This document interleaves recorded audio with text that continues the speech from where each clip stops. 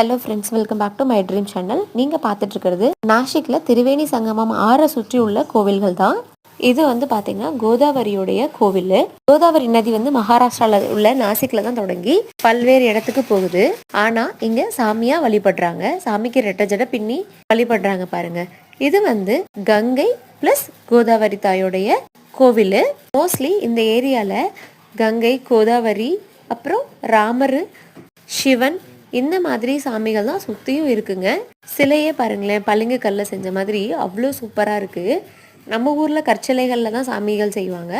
North side வந்துட்டிங்கனாவே இந்த மாதிரி தான் இருக்கும். கண்டிப்பாக எல்லா இடத்துலையும் விநாயகர் வச்சுருவாங்கங்க. நான் சொன்ன மாதிரி தான் நம்ம ஊர்லலாம் சிவனுக்கு முன்னாடி நந்தி இருக்குங்க.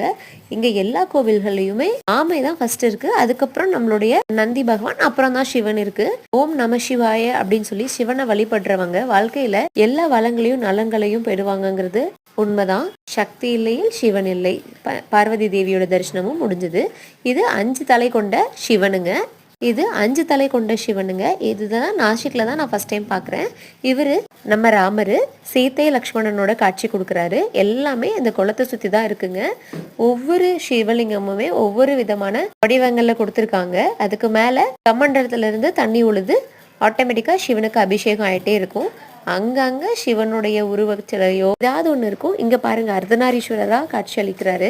பைரவரை வழிபட்டா வறுமை ஏற்படாம பாதுகாக்கப்படும் சொல்லி நம்புறாங்க. பைரவர் அப்படின்னா பக்தர்களுடைய பயத்தை நீக்குபவர்னு சொல்றாங்க. இங்க இந்த சாமிக்கு சமைச்ச உணவையும் பச்சை மிளகா வெங்காயத்தையும் சேர்த்து படைக்கிறாங்க. இங்க பாருங்க, சப்பாத்தி, வெங்காயம், பச்சை மிளகாலாம் சாமிக்கு படைச்சிருக்காங்க. நம்ம படையல் போடுற மாதிரி இவங்க இப்படி படைக்கிறாங்க சாமிக்கு. சாமுண்டிய தரிசித்தா எதை வேணா சாதிக்கலாங்கிற உள்ளவங்களோட நம்பிக்கை. நாசிக் ட்ரிப் பிளான் எங்க வீடியோ பார்த்து தெரிஞ்சுக்கோங்க. தேங்க்யூ.